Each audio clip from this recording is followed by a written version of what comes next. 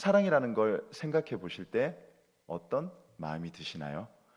사랑이라는 것을 떠올릴 때 가장 큰 사랑이라 함은 아무래도 부모님께서 자녀를 사랑하시는 그 마음을 누구나 다 한 번쯤 생각하시고 또 그 마음에 대해서는 아무도 부정하실 수 없으실 것입니다. 그러나 그런 부모님의 사랑 역시도 모두에게 동일하게 적용되는 것이 아니라 누군가에게는 부모로서 어떻게 이렇게 할 수 있나, 또 자식 간에, 부모 간에, 가족 간에 이런 모습을 어떻게 사랑하지 않는 채로 또 사랑한다고 얘기하면서 보일 수가 있나, 여러 모양으로 인간의 사랑은 부족합니다. 그래서 인간의 사랑은 흔히 표현하기를 조건부 사랑이라고 얘기합니다. 나의 자녀이기 때문에 사랑하고요, 나의 가족이기 때문에 사랑하고요, 이 사람이기 때문에 사랑하는 것입니다. 즉 누구에게 다름없이 또 모두에게 동일하게 사랑하는 것이 아니라 특정한 이유가 있기 때문에 그 사람을 사랑한다는 것이죠. 하지만 하나님께서 말씀하시는 사랑은 조건이 없습니다. 그리고 이유조차도 없습니다. 하나님께서 지으신 모든 사람이라면 동일하게 똑같이 사랑하신다는 것입니다. 우리는 과연 지금까지 어떤 사랑을 해왔으며 어떤 사랑을 하고 계시는지를 돌아보시며 하나님께서 가르쳐 주셨고 예수님께서 말씀하신 그 사랑을 우리의 삶으로 실천하며 살아가길 축복합니다. 오늘 말씀에서는 예수님께서 제자들을 모아놓으시고 발을 씻기시는 세족식의 모습이 나옵니다.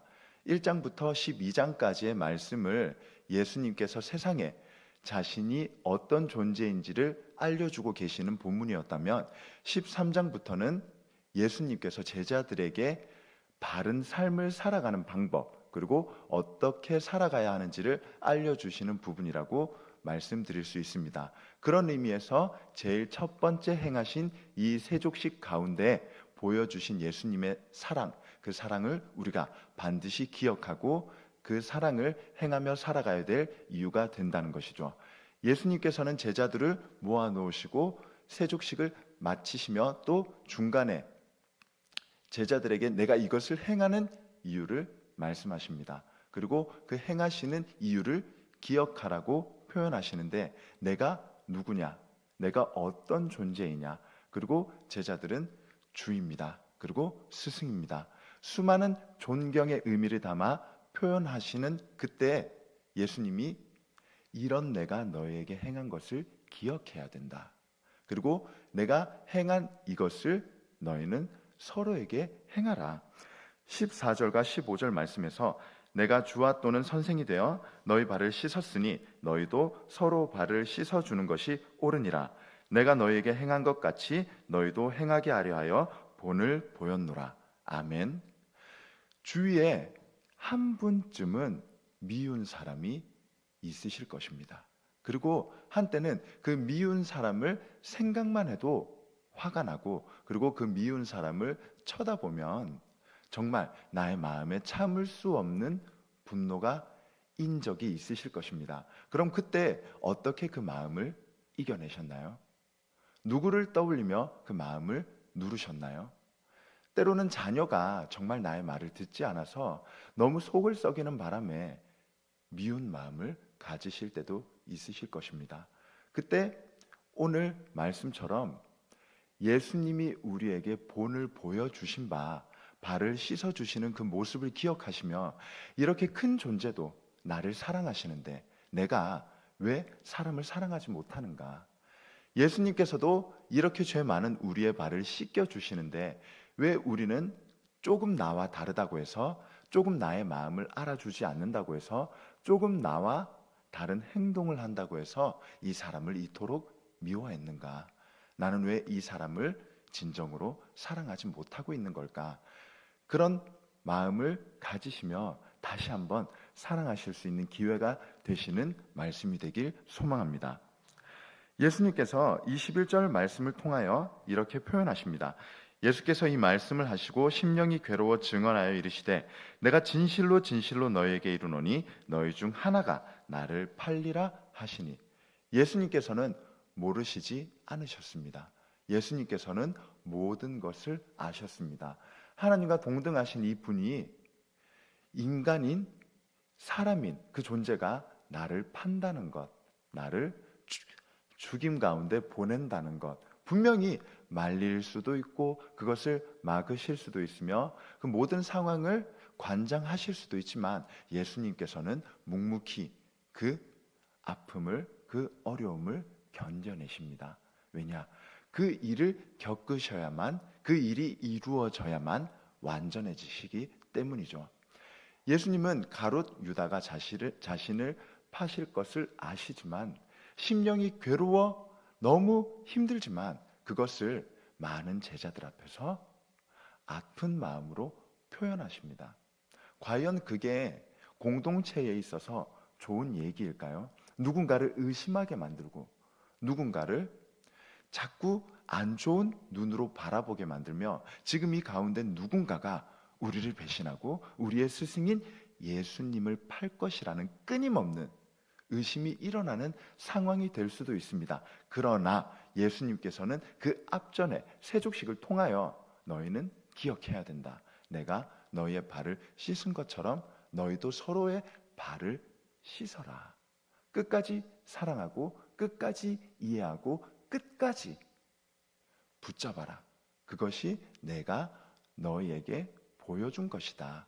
예수님은 불편한 마음 그리고 또 어려운 마음, 괴로운 심령을 붙잡고 26절 말씀을 통하여 다시 한번 제자들에게 말씀하십니다. 예수께서 대답하시되 내가 떡 한 조각을 적셔다 주는 자가 그니라 하시고 곧 한 조각을 적셔서 가룟 시몬의 아들 유다에게 주시니 이어 표현하십니다. 조각을 받은 후 곧 사탄이 그 속에 들어간지라. 이에 예수께서 유다에게 이르시되 내가 한 일을 속히 하라 하시니. 아멘. 예수님께서는 심지어 알고 계셨음에도 불구하고 알고 계시지만 그 행동을 행하라 말씀하십니다. 얼마나 인간의 마음으로서는 이해할 수 없는 부분일까요?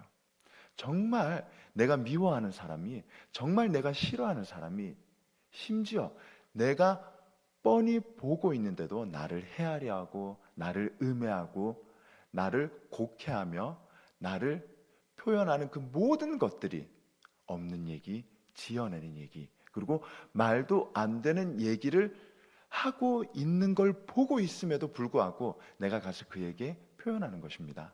계속 그 얘기를 하십시오. 계속 그 얘기를 하러 떠나십시오. 얼마나 마음이 불편할까요? 얼마나 마음이 힘들까요? 그러나 예수님께서 선택하신 방법은 미워하고 그를 혼내며 그를 끌어내리는 것이 아니라 사랑하는 것을 선택하셨다는 것이죠.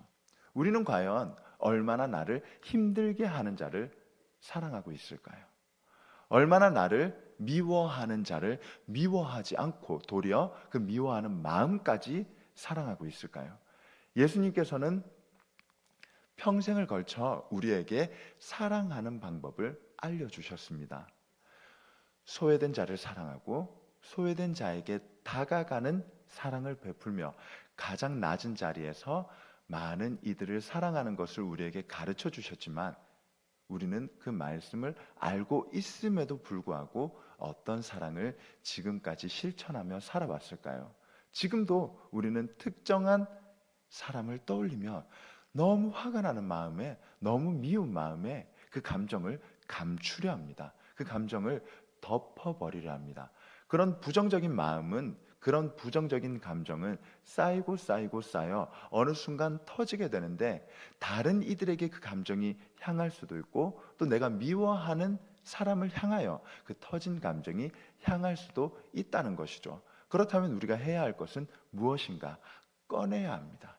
그 미운 마음을 꺼내고 직면하고 그 감정에 머무르며 그 부정적인, 그 미운, 그 화나는 감정을 더 큰 감정으로 덮어야 된다는 것이죠. 그럼 그 감정을 덮을 수 있는 유일한 방법은 무엇이냐? 사랑밖에 없다는 것입니다. 사람은 사람을 이해할 수 없습니다. 사람은 사람을 정말 바르게 바라볼 수 없습니다. 내가 살아온 환경, 내가 살고 있는 문화, 그리고 내가 여태까지 경험했던 것들을 토대로 그 사람을 인식하고 의식하고 바라보기 때문이죠. 그 모든 것들을 덮을 수 있는 방법은, 그리고 그 수많은 죄들을 이겨낼 수 있는 방법은 사랑임을 다시 한번 기억하실 수 있는 시간이 되길 축복합니다. 세상 속에서는 아직도 서로를 미워하며 서로를 박해하며 어떻게 하면 내가 저 사람을 이길 수 있을까? 어떻게 하면 저 사람을 나의 밑에 둘 수 있을까? 나의 말을 저 사람에게 가르쳐 주기 위해, 그리고 또 심기 위해 그 마음들이 커지고 커져 미움이 되고 또 곡해하는 마음으로 발전하며 서로를 질투하고 시기하는 마음으로 이어지는 그때에 우리만큼은 다를 수 있기를 소망합니다.